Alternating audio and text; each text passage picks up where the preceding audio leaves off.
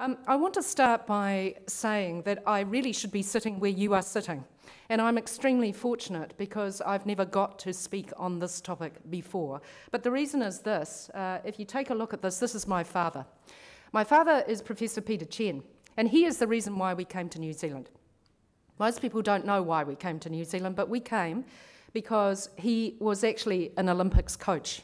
And so what happened was that, first of all, Canada tried to recruit him to train their gymnastics team, but his mother did not want him to go.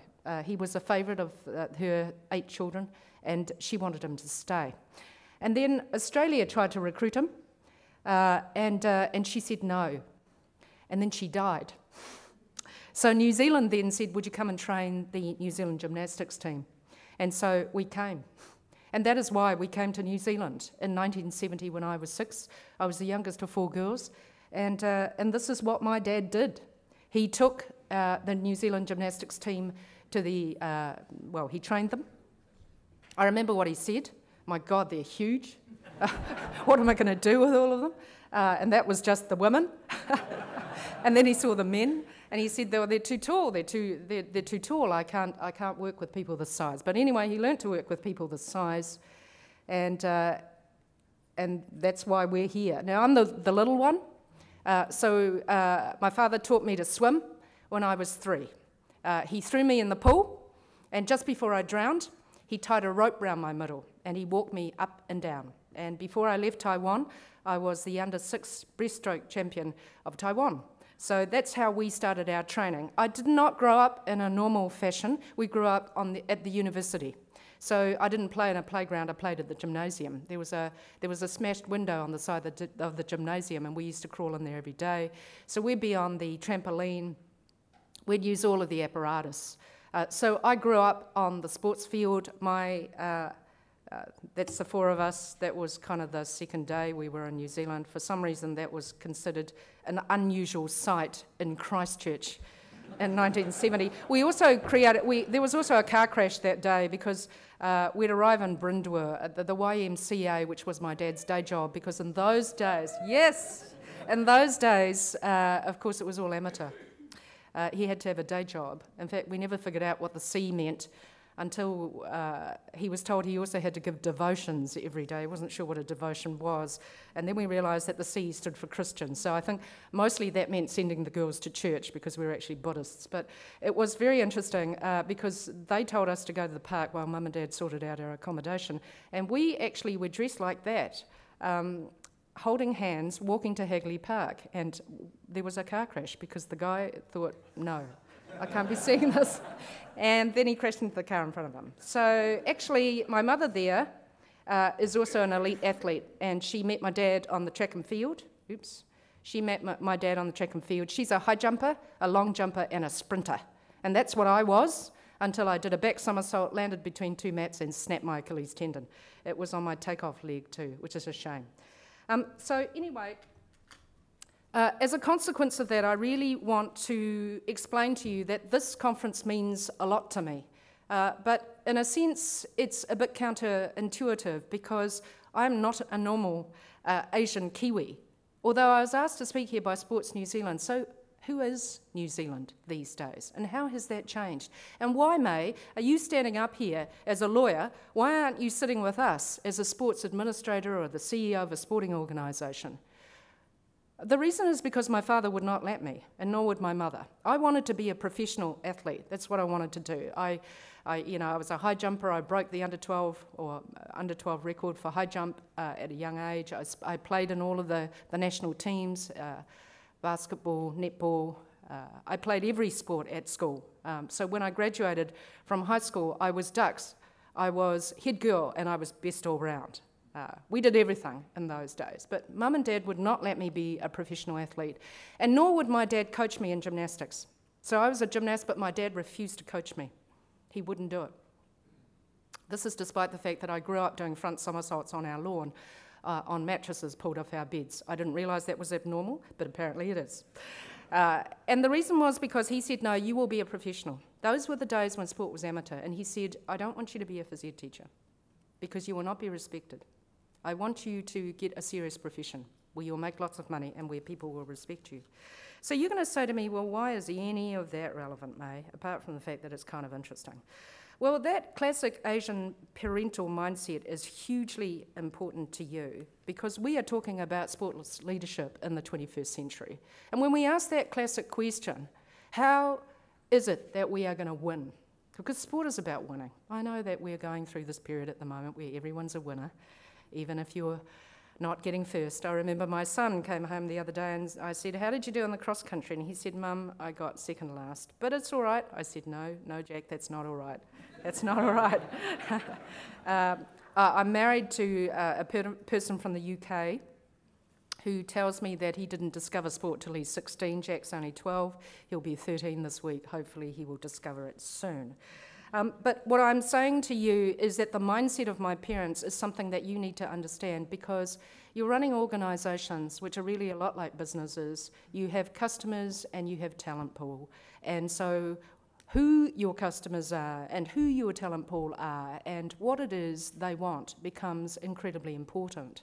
And of course, when you look at New Zealand now and when you say to yourself, who is New Zealand becoming? You'll see that in Auckland, we already have 50% Maori, Asian and Pacifica. By 2025, the Asian population will overtake the Maori population in New Zealand, and by 2038, 51% of this country will identify themselves as Asian, and then Maori, and then Pacifica. Now, of course, 65% will still identify themselves as Anglo-Saxon, but that's because of an increase in mixed-race marriage. That's because of an increase in children being born now with 2 or more ethnicities. And so that becomes hugely important to you, because when you say to yourself, what does it mean to win?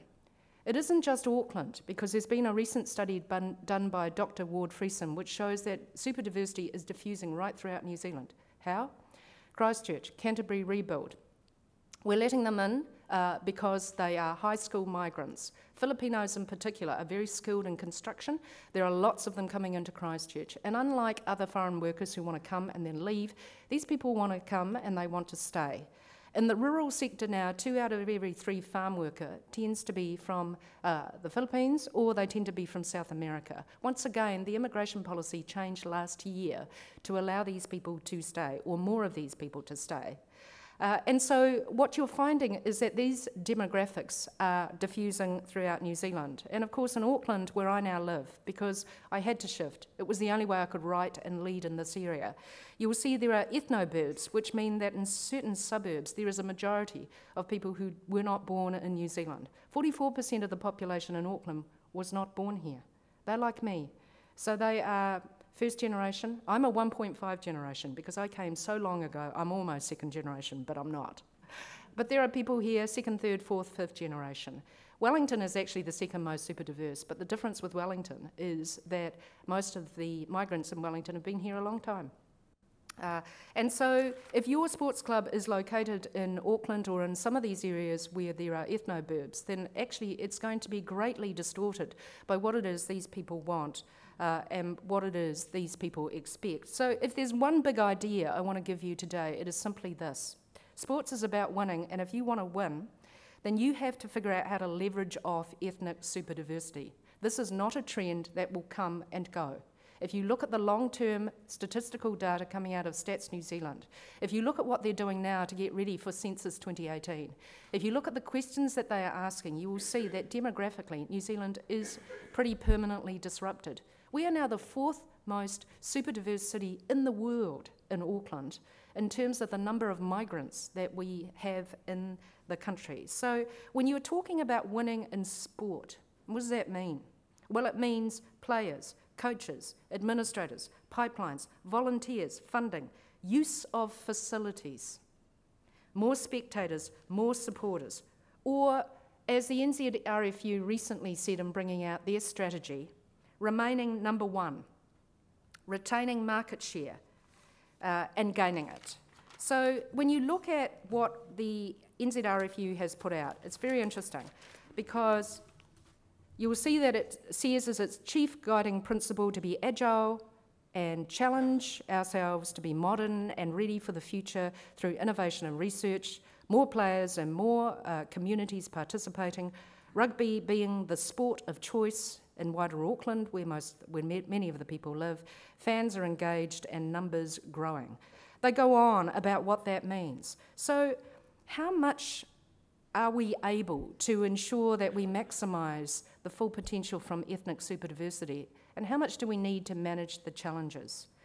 My job here is to give you 10 practical recommendations today about what we're going to do going forward if we want to win with respect to players, pipelines, coaches, volunteers, funding, and spectators. It's important. Some of us are already noting that there's a bit of a drop-off. We know that there are sports now who are suffering in terms of numbers. We also know that there are other sports where the numbers are very buoyant. My son tells me that at King's Prep, where he goes, just about the entire class of badminton players and ping pong players are all Asian. So that's interesting. Dr. Sarah Sandley will be very interested in that. But that's basically what's happened. And many of them are also in the A stream. 50% of the A stream in that school are Asians. They now call it the Asian stream. I think that it used to mean something else. So in terms of the 10 recommendations, here they are, and let's just talk through what that might mean for the sports sector. Firstly, systematic as compared with ad hoc consideration of how to engage new New Zealanders in sport. So there's a bit of it, and Peter, I read all of it in preparation for today. There's a bit here, there's a bit there. Most of it's been done in Auckland, but there's not a systematic consideration of the issues that are raised by having people from very different backgrounds participating in sport, and not a systematic consideration of how to engage them. The second thing, we need to endeavour to understand the situation faced by ethnic and immigrant communities, their unique issues. It was very interesting for me to read a publication which has been done on understanding people from very different religious and cultural backgrounds and what impact that has on sport. And it's very difficult to accommodate these people, but the fastest growing religion in New Zealand is Islam, and they pray 5 times a day and have Ramadan, and they have particular issues as to what men and women can do and whether you can mix them, and what women can wear. So all of that has an impact on your ability to provide sport in a way that they can access. That's really important, because one of these statistics, you look at it and you do a double take, but I think that's what's happening, so I'm going to put it up. There's a whole bunch of stats there. So why don't I just go back and talk to you about the one that I found particularly interesting. What it says basically is that fewer Asians participate in sport, but then it tells you that in terms of those who are most interested in finding out about new sports, it's Asians. So what that tells me, because I automatically compute that, is that they're really keen on getting involved, but they just don't know how. That's what it tells me. And that there are barriers, because if you come from a particular religion, you can't do it at those times, or you can't be involved in mixed gender sport, or you can't wear that uniform. You need to do it in a different way. So it was very interesting reading this paper, because it talked about all of the different religions and all of the issues for them. And that is really important in terms of deepening your understanding, but also deepening your Asia capability. Seriously? We have to find out about Asia? Well, we need to find out about our customers. That's what we need to find out about. A lot of people say, well, these Asians. Well, Asia has 3.4 billion people in it. Asia has 26 countries. Which part of Asia are you talking about?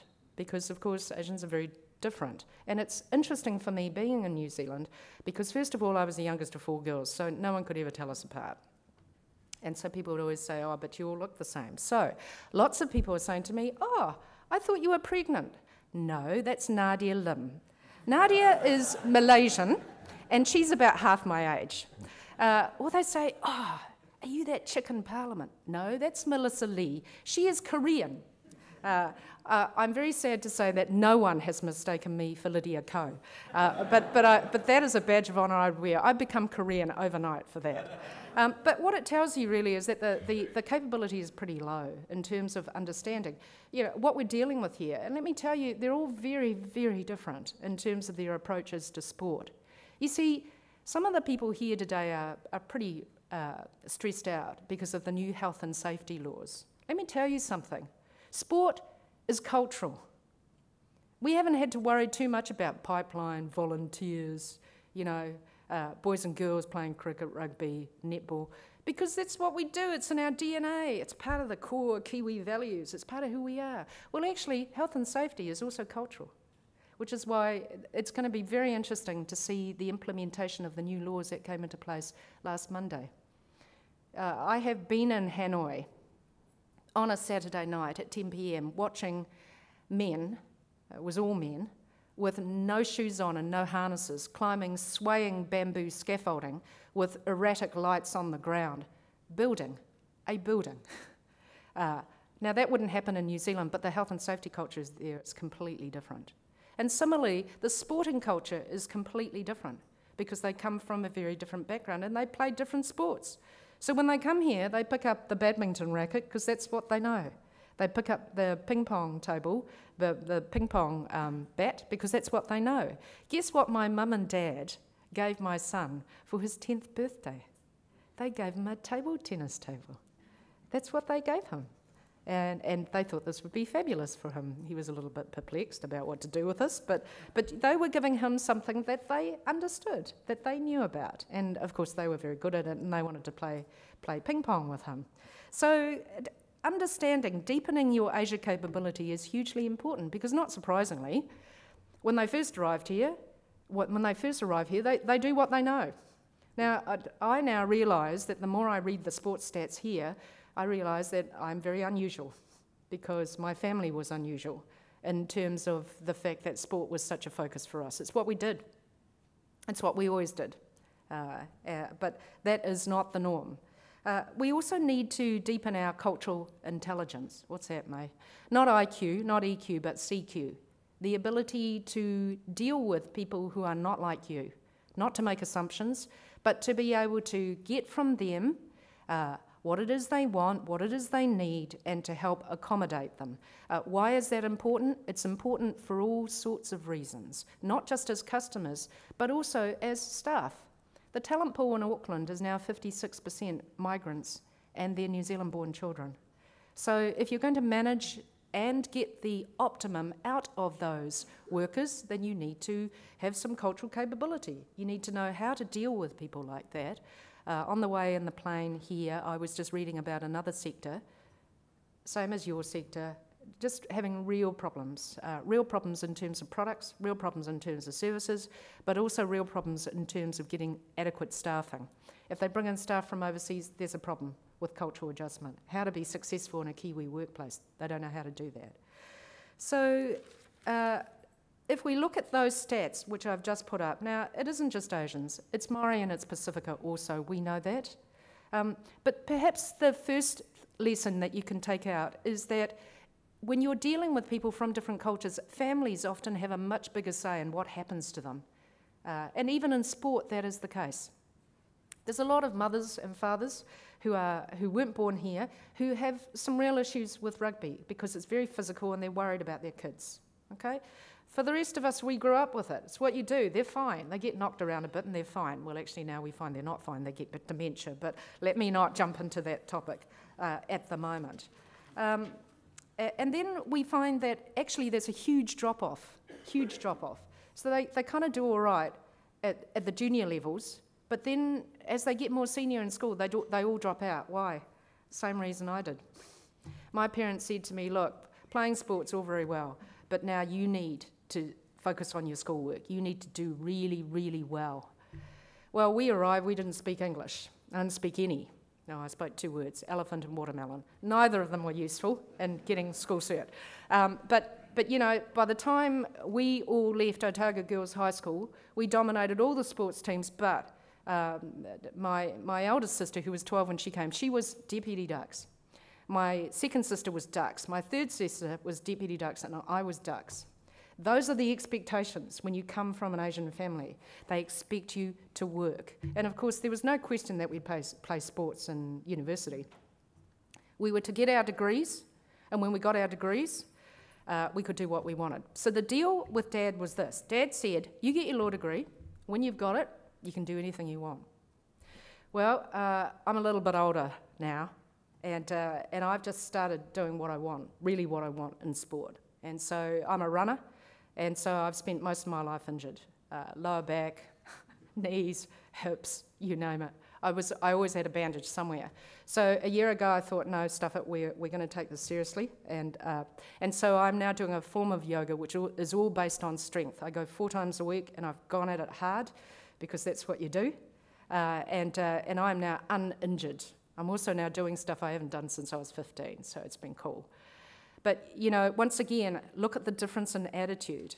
Asian parents, and once again, these are gross generalisations. But the Lydia Ko example is a pretty good example. So they don't say, oh, yeah, no, give it a go, see if you like it. So what they say is, no, you're 6, we're going to put you in training, and you will become a world champion. And so this dragon parent attitude is pretty typical of the way that Asian parents often approach sport. They approach sport in the same serious way that they approach professional life. Why? Well, because they come from countries with millions and millions and millions of people. And so what they're trying to do is get their kids advantage. And so they think the way to give their kids advantage is to make sure they become the Lydia Ko's of this world. That, of course, is another key recommendation. Look at the impact Lydia Ko has had on golf. Golf numbers have been dropping. Well, they'll come back up now. And certainly girls' golf's numbers have come back up. Danny Lee's not doing too bad too. The boys' numbers might come up as well. But those role models are important, because what you are saying to, not to the kids, what you're saying to the parents are, this is a serious sport. You can become famous, you can become rich, you can have good status out of this. Very interesting what parents take out. Because remember, they come from very different environments. I am married to a person who immigrated to New Zealand from the UK at the same time I did. So my son has Scottish grandparents on the one side and Taiwanese grandparents on the other side. John and I are doing well, all right? We've just celebrated our 30th wedding anniversary. I don't want you to get the wrong idea, but raising children has been very interesting, because in my background, we raise them tough. In his background, he mollycoddles them. So if Jack falls over, he wants to pick him up. I say, no, leave him. Come on, Jack, get up. You can get up. You see, it's a different approach. Why? Because back in the country I came from, it's a jungle. And if you don't teach your kids to run, then they will get eaten. But of course, we've had to adjust things a bit. And actually, you know, I just say to John, well, Jack can never go back to China because he would get eaten. So hopefully he'll just stay in New Zealand and he'll be just fine. He's tall, he's gorgeous, he'll be fine, all right? So look at the difference in culture and what impact does that have on you? Heaps of differences. Asians volunteer less. Why? They're not used to volunteering. It's not what you do back home. You know, what happens there is it's all organised, and what happens is people get selected. So in the Taiwanese schooling system, it's a lot like the Chinese schooling system. You don't get a choice as to what you can do. You sit exams, and sometimes you sit exams over and over and over and over again to get better qualifications, but then you will get told what you can do on the basis of the grades you get. So therefore, similarly, they take a much more serious approach to sport, right? Because unless you're going to be able to go on and be an Olympic champion, then really, you know, this thing where you're just playing it casually is I think, much less of the culture that they come from. So, yeah, here it is. Participants identifying as Asian take part in fewer activities, average of 3.3 activities compared to all adults, 4.2. However, interest in trying a new sport or recreation activity is higher for Asian participants compared with all participants. Can I just say to you that it is so important that we work harder to engage the Asian community. When I look back on my life, I just think I was saved by sport. I was saved by sport. People say to me, how come you are a lawyer of last resort? How come when we can't fix the legal problems, we all come to you? Where did you learn your strategic problem-solving ability? I learnt it on the sports field. That's where I learnt it. I got so much out of sport. I learned English on the sports field. I learnt Kiwi culture on our away days. If we were touring with other people, I got to figure out what other people ate, what they wore, what they did at home. I learnt a whole bunch of stuff on those school trips. I learnt leadership on the sports field. I learnt teamwork. I learnt how to fit in. It was the only time I was ever cool, because otherwise everyone said I was a girly swat, and I was. I worked really hard, and I was a bit of a brain box. But that was the one time I was really popular, because I was a jock. I was a jock at school. I played every sport, and I loved it. And I was saved by sport. When I think about where I learnt my strategic problem-solving abilities, I learned them on the sports field. I captained most of my teams. And, when we played soccer, I used to say to the girls, right, okay, I want every one of you to drop and roll, because I discovered the real reason why we weren't winning was because the girls didn't want to get their uniforms dirty. Okay? So I just made them all muddy at the start, and then we didn't have a problem. When we played basketball, it was always a joke because I was the captain, and the girl on the other side, usually from Southland girls, never jumped. Why bother when you've got a midget on the other side? So I always won the tip-off. But once again, what did I learn? Well, what I learned was that we weren't fit enough, essentially, and we couldn't do man-to-man. So when the going got tough, all of my girls would just keel over. So I ran them. That's what we did. We made them fitter. And so if you think about all of the things that sport teaches you, you realise that, no, I don't know what action point I'm up to, but the recommendation is that schools are incredibly important in terms of school frontline. Don't neglect schools, because if your parents can't figure out how to fill out the form, and they never can, then schools will sort it out for you. I was recently with another company because the problems that you've got are very similar. And they said, oh yeah, but usually we allocate an hour and a half to do a claim. Half an hour to do a claim. And I said, well, you can't do that for migrants. You'll have to allocate at least an hour. And then they said, well, generally the pitch we make to the parents are these. And I said, no, you mustn't talk to the parents. You must talk to their children. And they said, well, why is that? And I said, because the parents won't speak English, not as well as the children will. And so that's the difficulty. You've got kids growing up in families with parents who don't know how to fill out the forms. In fact, the parents don't know how to get the information as to how to join the clubs. So actually your best way to circumvent all of that is schools. Schools are the place where you can get your kids into all of the routines that they need to get into. The other problem that you've got is that they don't know where to go to play. So what you're finding with a lot of migrants is they're just playing. Yesterday I was at Bloodworth Park in Remuera. There were just a whole lot of Indians playing cricket. It was clearly not formal. None of them were in uniform. They were just enjoying each other's company. They were just playing and all speaking their own language. And, Auckland's got a lot of that. They join a club, but they don't know how. They join a club, but they don't know how to fit in. And for some of them, they're also just arrived, so they're still trying to figure out which way's up. I did a survey last year, a study on why migrants don't vote. Do you know it takes migrants 4 election cycles in general to vote? That's how long it takes them to get themselves organised. They arrive, everything's upside down, they're learning the language. A lot of them are, some of them aren't. But you need to figure out which ones are and which ones aren't. For example, if they come from India, well, English is a first language. If they come from Singapore, well, English is a first language. If they come from Sri Lanka and Philippines, they're likely to speak good English because of, American occupation. If they come from China, not necessarily. You can't assume. But that's generally how long it takes them. So what it means is that they're going to need a bit more help than normal people, than the average Kiwi, to be able to participate. And of course the difficulty at the moment also is that if we're not scooping them up, they're forming their own competitions and they are using different facilities. So, some of that's good and some of that's inevitable.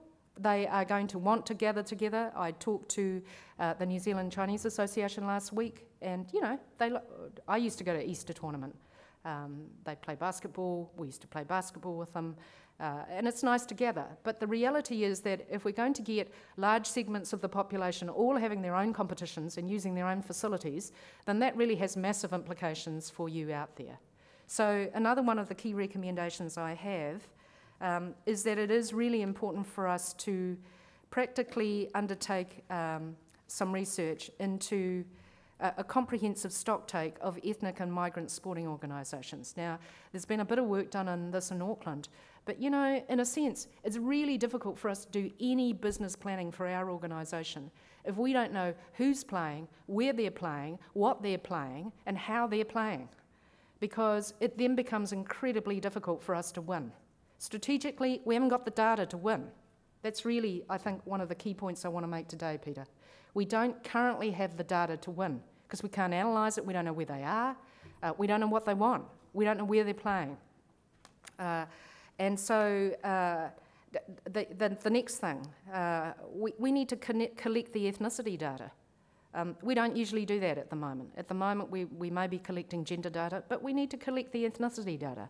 Now, some of that won't be accurate. For people like me, it won't make any difference.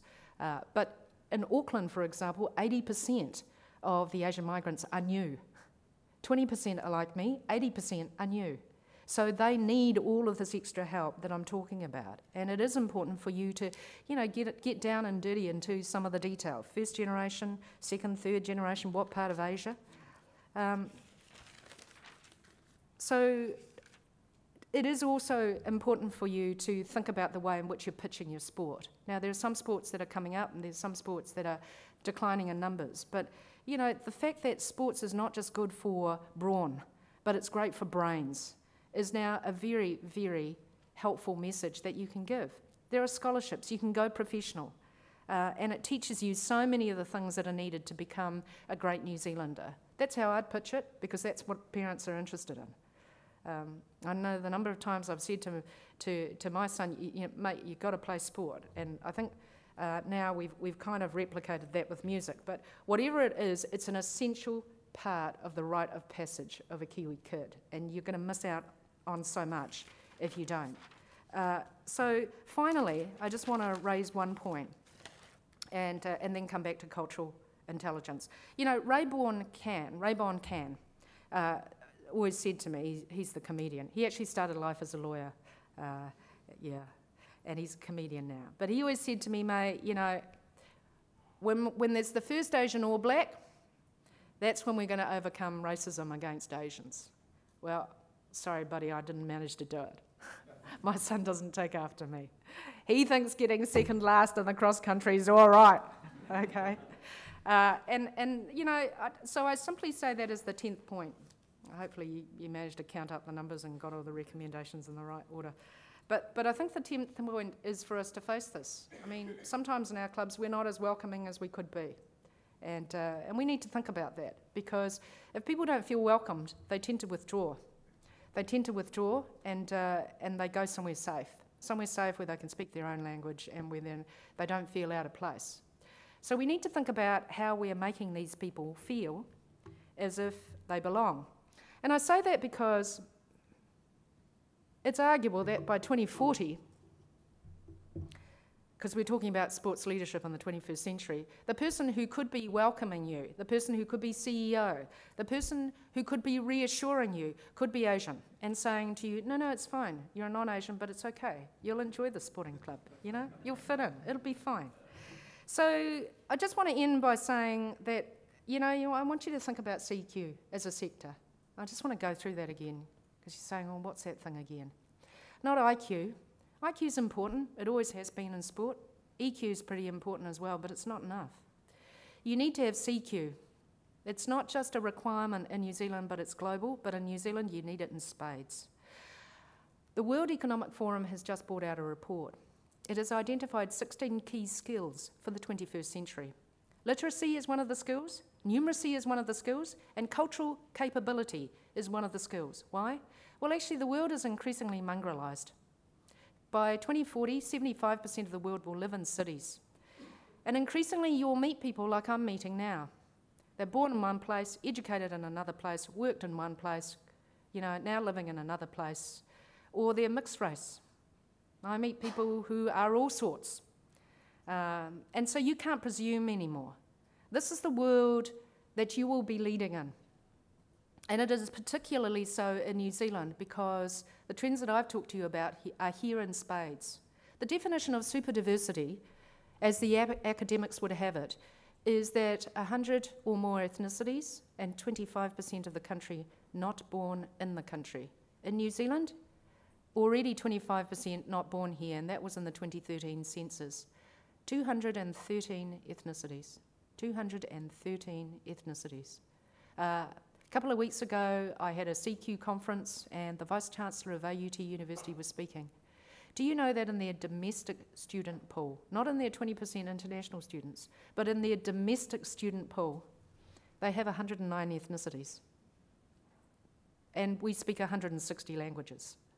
So if I did nothing else today but to help you to win by giving you one big idea, the one big idea is simply this: that the ethnic diversity of the talent pool and your customer base, your spectator base, your volunteer base, the people who fund, it's changed. And it is a permanent change, and it is only going to become more so. So you need to pay attention. Why?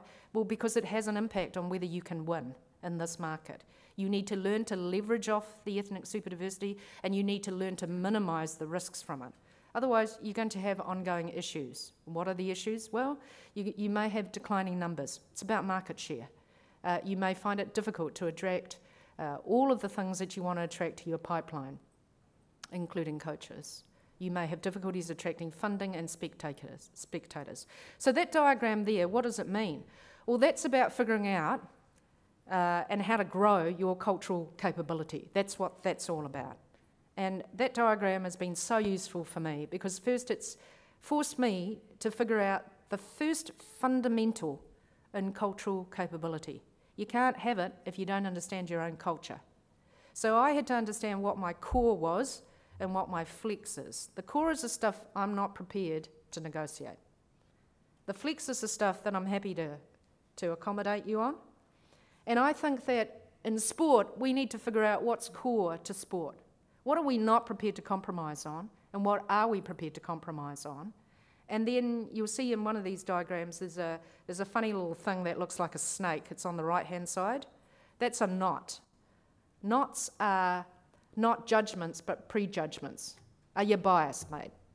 Is there a bias here that is stopping you from accommodating these New Zealanders who frankly would be fantastic in our pipeline, who we need to recruit as coaches, who we need to recruit as parents to come and to volunteer and to fund and to spectate? And then the final diagram is particularly important because that final diagram is about what happens when you, with your core and flex, intersect with somebody else who's got a different core and flex. Now you're going to say, well, May, we didn't used to have to do any of this because we used to interact with each other and we both had the same core and we both had the same flex. And that was sports in New Zealand.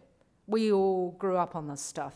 We didn't have to have a discussion about it because that's what we did. We're Kiwis.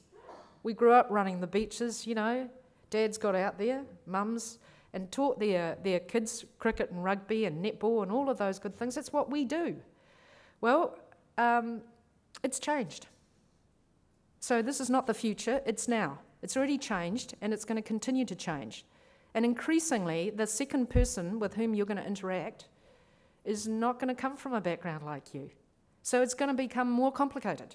Now, I believe I'm not the first person to have mentioned the word complexity. But what I'm saying is that the complexity has just got more complicated because now you can't presume. You absolutely can't. People always say to me when I come in at the airport, is this your first time in New Zealand? I say, nope. Then they say, where are you from? And I say, Remuera. And they said, no, where are you from? And I say, yeah, Remuera. So, you know, the thing is, you can't assume. We're all different. And increasingly, that will be the case. When you look at my son, does he look Eurasian? Well, actually, he looks amazing. He's got curly, browny red Scottish hair. He's got my little face. He's very tall. Clearly not from me. And he's got very pale skin. So you look at him and you think, is he Maori? I should have registered him for Ngāi Tahu. It'd be more useful than saying he's half Taiwanese. But you know, increasingly, that's what the kids of today are going to look like. And so we can't presume, and we're going to have to get to know their cause and their flexes for this reason. First of all, we don't want to throw the baby out with the bathwater. Sports New Zealand works pretty well, actually. We are world beaters in so many respects, and we should be proud of that.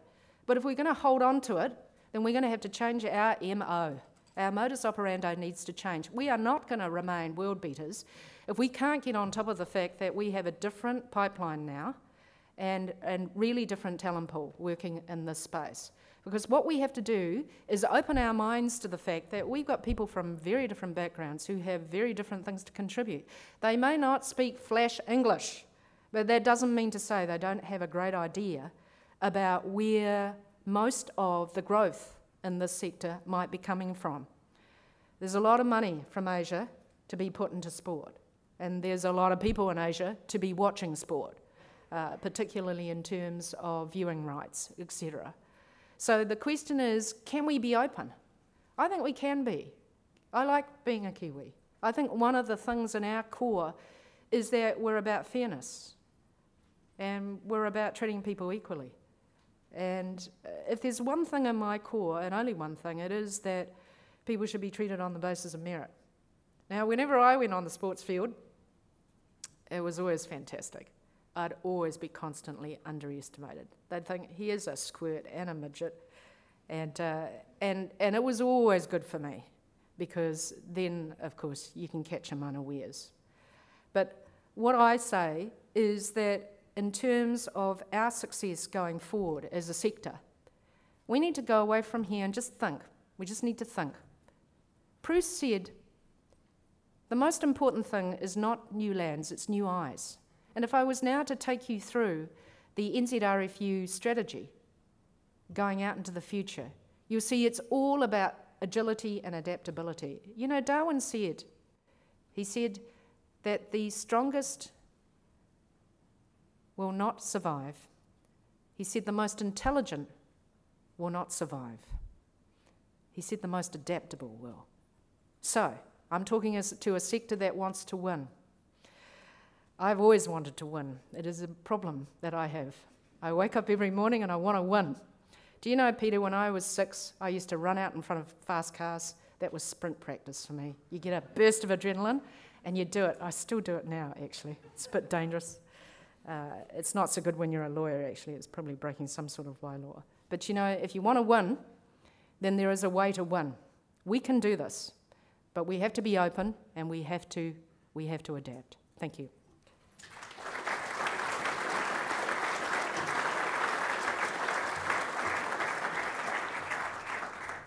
Now, I'm very happy to take questions and comments. Can I also say the Superdiversity Stocktake brings together all of the stats you need. Alex, I wouldn't bother going out now because there's another speaker after me. I've got Alex on a table outside. The Superdiversity Stocktake is out there. It's $75 inclusive of GST. It's got all the stats. And the way that you use it, well, you read it. And then you do your business planning, because you can't do your business planning without reading it. That will tell you what is the future into which you are doing your business plan, and then you can figure out strategically how to win, okay? So that will be selling when you break from here at lunchtime. I've got to go and speak to some other people, so I won't be here to sign, but Alex will be here to help you if you want a copy of it, all right? Questions and comments? Yes, hello.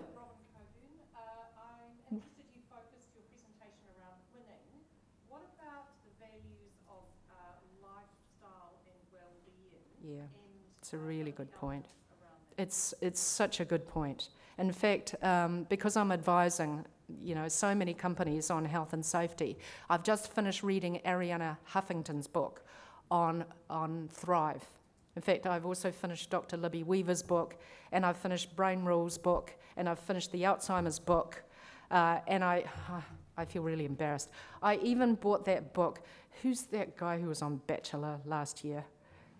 The Bachelor, I don't know what his name is, but he wrote a book basically called, yeah, I feel embarrassed. But look, it's actually a pretty good book. It's about going paleo, and it's about getting all the stuff out of your system, which is good. I don't take caffeine, and I don't drink, so it's a good start. But well-being, is probably going to become the most important concept in health and safety going forward. As you know, I've been doing a lot of work on health and safety because we specialise in employment. The biggest issue for WorkSafe is actually mental health. And mental health, actually, if you boil it down, is all well-being. And well-being, if you boil it down, means you've got to exercise and eat properly. That's what it means. So from my point of view, I know that I'm now seriously fit. You know, I'm fitter than I've been in a long time. I've always been fit. But the reason I do it is mainly for brain function. I feel my brain is operating better now than it was before. It's all that standing on my head and letting lots of oxygenated blood run into it. But I think you're absolutely right. I think you're onto a winner. I think every employer should be hiring you. It's not just the obesity epidemic. I think that in terms of mental health, which is the #1 issue for the 21st century, let's face it, most of us don't go out there every day and kill a wild boar. Although I did watch The World of People, that was pretty impressive, but I don't think that boar was real. And it's amazing, they filmed the whole thing in 5 weeks, and it's much better than those big blockbuster movies. It's a great movie. But in terms of what matters for most of us, we're slumped over a desk. That's what we are. And so mental health is a big issue, so well-being is huge. So if I was selling this sector now, I'd be selling it to all employers to get heavily into subsidising because of the well-being benefits that you bring to society as a whole. And New Zealand, surprisingly, given that we're such a country of cardio people, we love getting out there and pounding the beat, have terrible obesity statistics. It's amazing. So I think that's a big, big sell for the sector going forward. But it's mental health, think mental health. Because that's, I've just finished reading the Alzheimer's book, it's all the same. Even if you get a person just to do 2 bouts of 30 minutes of exercise a week, their brain function dramatically increases. Same with kids. So I bought my kid a Fitbit at Christmas, and I said, Jack, you walk 10,000 steps a day, I'll give you $5. I tell you, he's been exceeding it every day. He is fitter now than he was, and it's worth it. Okay, just got to get him off those machines. Yeah. Any other questions or comments? Dr. Sarah Sandley, I'm sure you'll have a comment. I was wondering actually, May, I think if you look around the room. Okay, 3 easy steps. First of all, look around you at 2nd, 3rd and 4th and 5th generation New Zealanders you know of different ethnicities. They're an easy way into this problem because they're the people you should approach. New migrants are hard work because many of them don't speak the language and they don't understand the culture and it's all really hard. But people like me are really easy. We're bridges and you need to use them as bridges. Why? Because they understand the whole sports scene here, they speak English and they're easy to deal with, but they also have ready networks into all those places that you can't go. So they're connected with the New Zealand Chinese Association and the Korean Friendship Society and all the rest of them. So that's the first thing to do. And you know, Sarah, if you sat down now and made a list of all those people that you know, Maori, Pacific Asian, you'd know heaps of them. And so that's #1. #2, look at your own staff. People always say to me, oh, you know, what can we do? Well, ask your own staff. Within your own staff, you will find there's lots of people who are from other ethnicities. They may not be in this room, because generally they're mid-level and down, but they have insights into why it is you're not capturing those markets, okay? They know. And then the third thing is that I think it's really important to go to your membership and to say to them, look, you're here, why aren't more of your people here? And they'll have things to tell you about. Because often I advise a lot of companies who say to me, you know, we're losing market share and for some reason they don't want our product anymore and what's the story, and we really can't get them for focus groups. They're hopeless. They don't participate in focus group surveys. Easy. You've got to really pull there. And so starting from there, they will then give you your next 3 action points. That's what will happen. So yeah, there's a wonderful poem. It's called Take the First Step. It's by David White. It says, take the first step, the step you don't want to take. Not the second step or the third step, but the first step, the step that you don't want to take. So for most people, it's just taking the first step. If you did those 3 things when you got back and read the Superdiversity Stocktake, you'd be in pretty good shape, actually. Well, you would, because then at least you'd have the right mindset, and then you'd have some people to bounce ideas off. You'd have your own little ethnic advisory board, actually, because those people are the ones to tell you. And if they don't know, they'll know someone who knows someone. It's New Zealand, for God's sake. You know, I'm probably related to half of you, even though I wasn't even born here. But, you know, there you are. So, Supplementary question then, in terms of advisory boards, would you recommend a diverse advisory board, or would you recommend focus? okay, right. Okay, the needs are really, really different. And I know this seems like an odd example, but the Trans-Pacific Partnership was a really good example of that. Most people just club us all together, oh, you know, the diverse.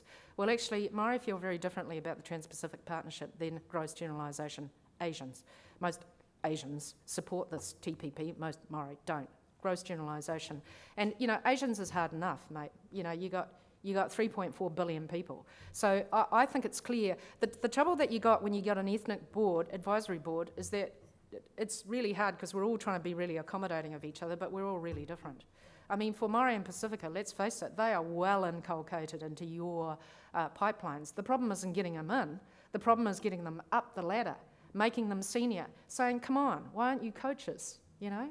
Why aren't you putting yourself forward? There are different issues, I think, than for Asians, but even with Asians, it's so different. I mean, for example, the two biggest groups in New Zealand, three biggest groups, Chinese, Indians, Koreans, completely different issues. Indians, of course, have English as a first language, and they come from a Commonwealth country. If anyone can understand cricket, they can. I haven't managed to figure out the rules, you know, and I still haven't. Why? Well, because I haven't needed it to get by. In fact, I also have not managed, migrants have funny gaps in their education, so I'm extremely well educated on anything to do with the law. But if you were to ask me the names of relatives, cousins, nephews, I can't do it. Why? Well, I had no family in New Zealand, so I had no need to use those words. Similarly, I can't read music. Why? Well, because at the time they were trying to teach me music, I didn't speak English. So I decided to learn English first. And by the time I'd learnt English, I haven't had time to learn to read music, and now I don't need it. So it's those sorts of gaps that you need to plug. All right? Yeah. Any other questions or comments?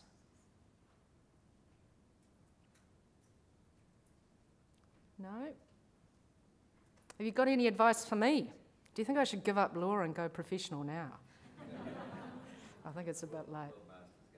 Yeah, well, you know, one could say that. Yeah, one could say that. All right. Well, I hope that's been helpful.